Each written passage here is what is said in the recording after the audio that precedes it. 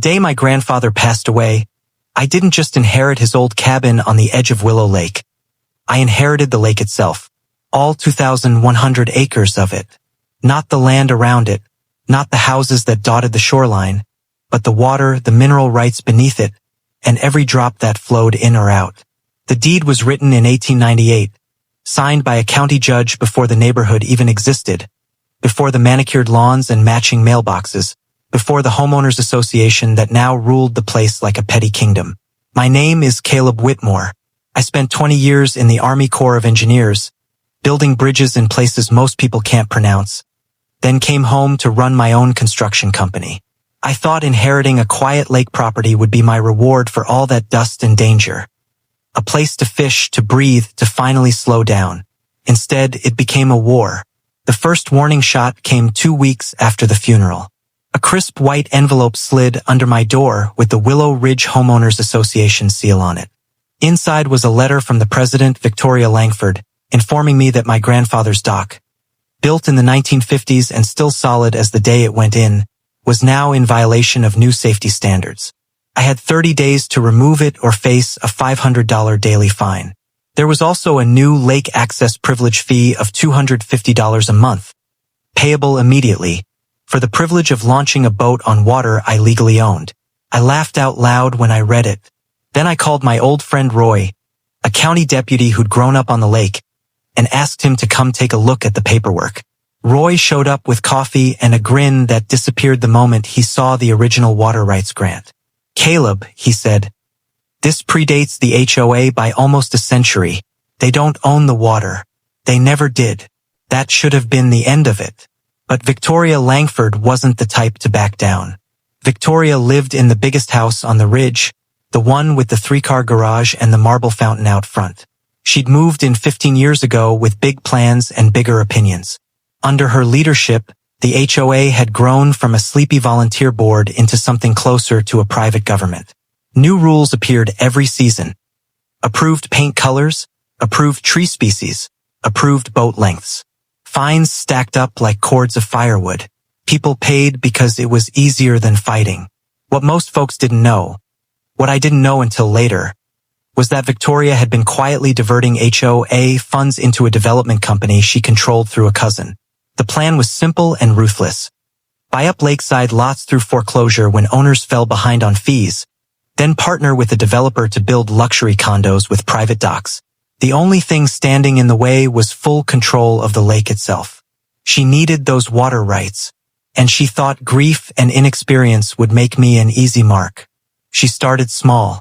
Certified letters, threatening phone calls from the HOA attorney. A crew showed up one morning with chainsaws to inspect my dock. I met them at the water's edge with a printed copy of the 1898 deed and a calm voice that still carried 20 years of giving orders in war zones. They left without cutting a single board. That's when the campaign turned personal. My truck tires were slashed one night. Anonymous complaints flooded the county office claiming my cabin was a nuisance property. Someone dumped motor oil in my boat slip and took photos to report me for environmental violations. Victoria even tried to convince the board to declare an emergency algae bloom, complete with fake lab reports, so they could restrict all private access while her developer quietly surveyed the shoreline. I could have sold. The developer's shell company offered me 7 figures for the rights alone. But this lake was the only place my grandfather ever felt at peace. He taught me to swim here, to tie knots, to listen to loons at dusk. I wasn't selling his legacy to a woman who saw water as just another line item. So I fought back the way engineers fight back. Methodically, with allies and with leverage.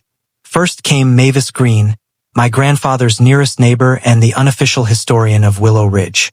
At 78, she still paddled her kayak every morning and remembered when the lake road was gravel. She had file boxes full of old HOA minutes, payment records, and canceled checks. When I asked for help, she smiled like Christmas had come early. Next was Tommy Delgado, a sharp 26-year-old who'd just passed the bar and was looking for his first real case. He took one look at the water rights deed and practically vibrated with excitement. "This is airtight," he kept saying. "They can't touch it."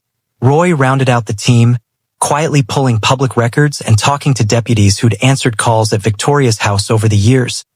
Noise complaints from parties, domestic disputes with an ex-husband, even a towed car with unpaid fines. Every thread led back to money moving in ways it shouldn't. We worked in evenings and on weekends. Mavis cross-referenced HOA budgets against county tax records. Tommy filed public information requests that Victoria's attorney tried and failed to block. I mapped every parcel she'd foreclosed on and matched them to her cousin's development LLC. Piece by piece, the picture emerged. Victoria hadn't just been skimming dues for personal expenses. New cars, European vacations, a wardrobe that cost more than most people's mortgages. She'd been building a war chest. Millions in HOA funds had vanished into consulting fees and environmental studies that existed only on paper. The algae scare? Paid for with dues. The private investigator tailing me? On the HOA dime. Every fine, every lien, every late fee had been weaponized to pressure owners into selling cheap.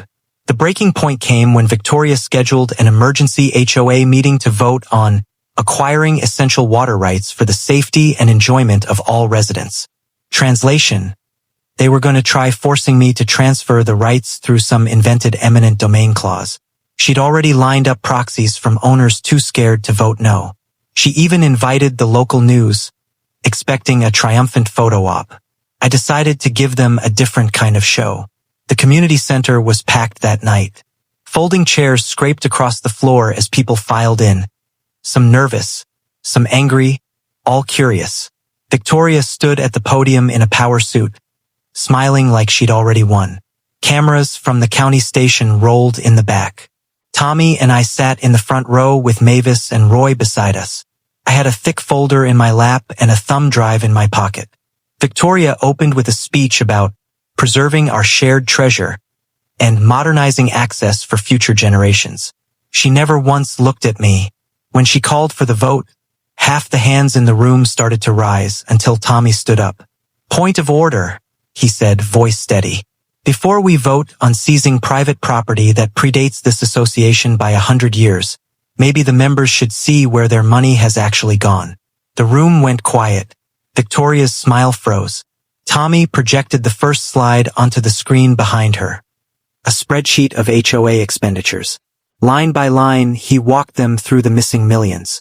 Consulting fees to a company registered to her cousin. Payments to a lab that had never tested Willow Lake water. A private investigator's invoice with my name circled in red. Mavis took the microphone next. She told the story of her friend Evelyn, widowed and fined into foreclosure over a fence that was 2 inches too high. Then another neighbor. Then another. Faces in the audience crumpled as they realized how many homes Victoria had quietly taken. Roy spoke last. He laid out the criminal complaints already filed: embezzlement, fraud, forgery. He mentioned the search warrants that would be served the next morning. The cameras in the back kept rolling. Victoria tried to interrupt, to call for recess, to threaten lawsuits. But the room had turned. People who'd been afraid for years were suddenly shouting questions. Someone demanded to see the books. Another called for her immediate resignation. By the time I finally stood, I barely needed to speak. I just held up the 1898 deed and said, "This lake doesn't belong to the HOA. It never did. And it never will." Victoria left that night in the back of a deputy's cruiser, still protesting that it was all a misunderstanding. The news clip ran for weeks. HOA president arrested after attempted land grab exposed. The fallout was swift. The development deal collapsed. Foreclosed properties were returned to their original owners or their heirs. The HOA dissolved itself and reformed under new leadership with strict transparency rules. My dock stayed exactly where it was. These days, the lake is quieter. Kids fish off my pier without asking permission. Neighbors wave when they kayak past. Mavis still paddles every morning, and Tommy drops by on weekends to argue about football and drink my beer. Roy grills burgers on the 4th of July and tells the new residents the story of the night the kingdom fell. Sometimes, when the water is glass calm at sunset, I sit on the end of that old dock and think about my grandfather. He never wanted power or money. He just wanted this place to stay wild and free. Thanks to him, and to a few good friends who refused to look away, it did. And Victoria Langford? Last I heard, she's selling real estate in a city 3 states away. I doubt she mentions Willow Lake on her resume. Some battles you don't choose. They choose you, but if you're lucky and stubborn enough, you get to finish them on your own terms.